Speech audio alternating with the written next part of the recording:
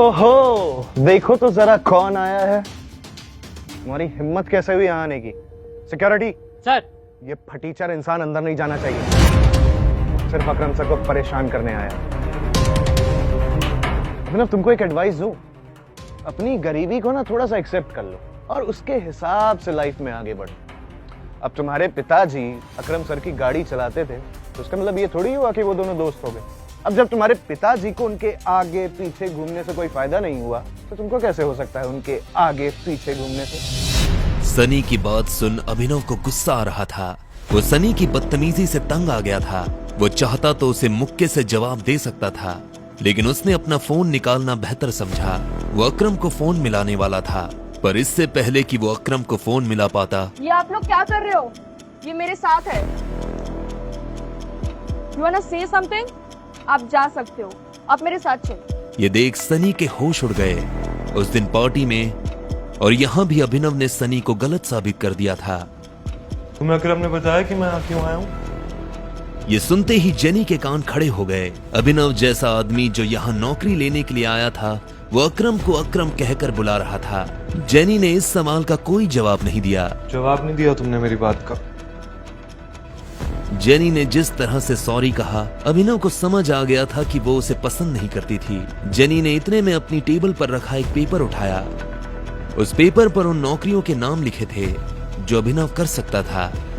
अभिनव कौन सी नौकरी करना चाहता था, ये अधिकार भी अकरम ने ही उसे दिया था। ये इस पे स्टार्स क्यों बने हुए हैं? इन पोजीशंस पर पहले से कोई ना कोई काम कर रहा है, तो ये पोजीशंस खाली नहीं है। तुम चाय लेना पसंद करोगे या कॉफी? मैनेजर की पोस्ट चाहिए मुझे। लेकिन मैनेजर की पोजीशन पर पहले से स्टार बना हुआ है। पता है मुझे। तो जिस पोजीशन पर कोई पहले से बैठा हुआ है, तुम उस पोजीशन पर कैसे बैठ सकते हो? तुम क्या उस एम्प्लॉय को कंपनी से बाहर निकलवाना चाहते हो? मैंने ऐसा कुछ नहीं कहा। तुम मुझे ये बताओ कि ये लिस्ट मुझे किसने दी? तुमने? हाँ, लेकिन जेनी, देखो इसमें मेरी कोई गलती नहीं है। तुमने मुझे लिस्ट दी और मैंने अपने पसंद की पोस्ट चूज कर ली। अब आगे क्या करना है वो तुम। वो जो मांग रहा था सोच समझ कर मांग रहा था। वैसे तो पूरी कंपनी ही उसकी थी। वो जल्द से जल्द इसे संभालना चाहता था। ठीक है मिस्टर अभिनव, मुझे आपकी कुछ जानकारियों की जरूरत पड़ने वाली है। कल से आपका ऑफिस शुरू हो जाएगा। Perfect, thank you. लेकिन मोंटी के आ जाने से पहले वो ऐसा कुछ नहीं कर सकता था। ऐसे में उसने मैनेजर की पोस्ट ही मांग ली थी ताकि वो अनन्या और उसके माता पिता के सामने अपनी काबिलियत साबित कर सके। सनी को अभी भी समझ नहीं आ रहा था कि आखिर अभिनव वहां क्या लेने आया था। उधर अभिनव को लगा कि अब कल से नौकरी पर जाने के लिए उसे नए कपड़ों की जरूरत पड़ने वाली है।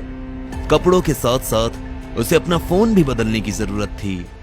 अकरम का दिया हुआ चेक उसकी जेब में ही रखा हुआ था। अब क्योंकि अनन्या के माता पिता आए हुए थे तो उनको और हरदेव पाल को दिखाने के लिए अभिनव जानता था कि उसे उनके साथ उन्हीं के घर में रहना पड़ेगा और नौकरों के कमरे में सोना पड़ेगा। लेकिन वो इतनी आसानी से हार नहीं मानने वाला था। वो ये साबित कर देने वाला था कि वो इस दुनिया का सबसे बेस्ट दामाद है। अभिनव अपना चेक से पैसा निकालने के लिए बैंक चला आया। मुझे वो चेक से पैसे निकलवाने। तभी उसकी नजर प्रणव से मिली। प्रणव उन लोगों में से था जो अभिनव की गरीबी का मजाक उड़ाया करता था। अरे देखो तो कौन आया है। प्रणव खुद एक बैंकर था। वो अरबपति तो नहीं था, लेकिन उसके पास अच्छी खासी दौलत थी। वो अभिनव को इसलिए जानता था क्योंकि अभिनव अक्सर इस बैंक में डिलीवरी के काम के लिए आया करता था। हालांकि वो दिखने में अभिनव के आगे कुछ नहीं लगता था, लेकिन उसमें और अभिनव में एक ही फर्क था, गरीबी का। चेक से तुम्हें पता है ना, इस बैंक में चेक से पैसे निकालने के लिए सिर्फ और सिर्फ बड़ी रकम निकाली जा सकती है।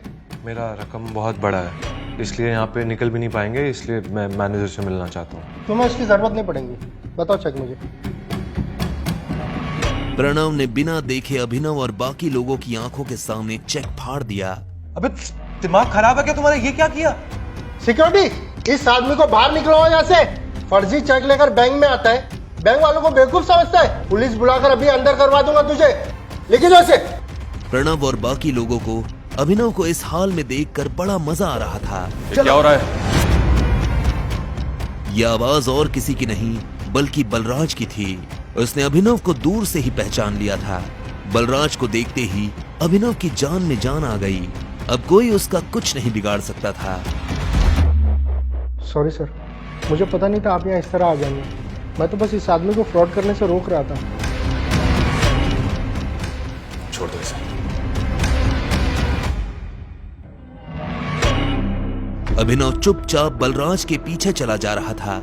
प्रणव और बाकी लोगों को समझ नहीं आ रहा था कि बलराज अभिनव को अपने साथ क्यों ले जा रहा था। जब प्रणव भी उनके पीछे जाने लगा तो बलराज ने पलट कर कहा, मैंने तुमसे कहा मेरे साथ आने के लिए। नहीं सर। बलराज ने उसे घूरा तो प्रणव के पैर थमे के थमे रह गए। अभिनव को बलराज का ये बर्ताव देख घबराहट हो रही थी।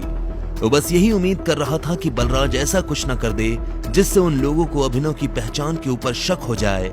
अगर इसने गलती की है तो इसके बारे में मैनेजर को पता होना चाहिए। अगर तुम अपने लेवल पर एक्शन लोगे तो हो सकता है मैनेजर को बुरा लग जाए। जी सर। कब? बलराज ने अभिनव को घूरा और उसे अपने साथ अंदर आने का इशारा करने लगा।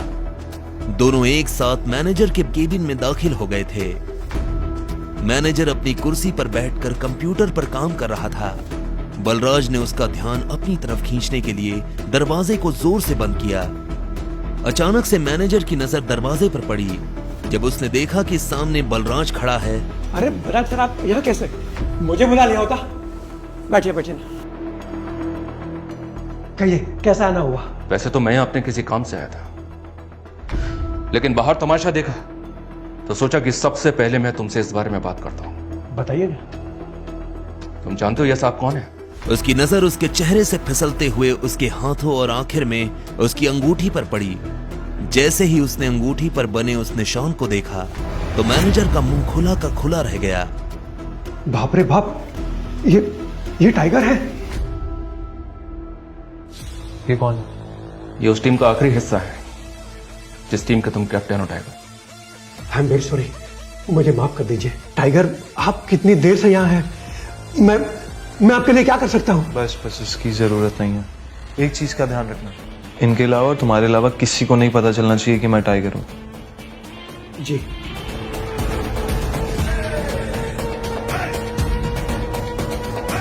टाइगर, आपको देख के बहुत अच्छा लगा। अब आप यहाँ पे हैं तो जरूर आप हमें मुसीबत से बाहर निकालेंगे ही। वो तो ये कर ही लेंगे, पर सबसे पहले तुम्हें अपने काम करने वालों को सबक सिखाना होगा, क्योंकि अगर मैंने अपने तरीके से सबक सिखाया तो तुम अच्छी तरह से जानते हो क्या होगा। क्या हुआ? क्या किया उन्होंने?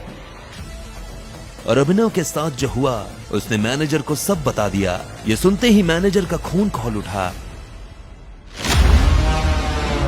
तब इधर एक हट्टा कट्टा सा आदमी काला चश्मा लगाकर खड़ा था। उसकी आंखों पर चश्मा, गले में सोने की मोटी चेन।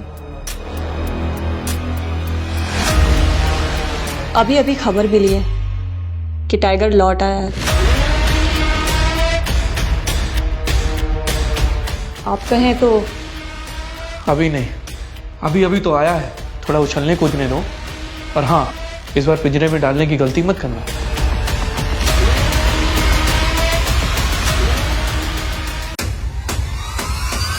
आगे की कहानी जानने के लिए बस नीचे दिए गए लिंक पर क्लिक करें, फिर प्ले स्टोर खोलने के बाद पॉकेट FM ऐप इंस्टॉल करें और अपने मोबाइल नंबर से रजिस्टर करें। अब आप पॉकेट FM की ढेरों मजेदार कहानियां सुन सकते हैं। सुनने के लिए तुरंत डाउनलोड करें पॉकेट FM और सुने यह दिलचस्प कहानी द रिटर्न ऑफ टाइगर बिल्कुल मुफ्त।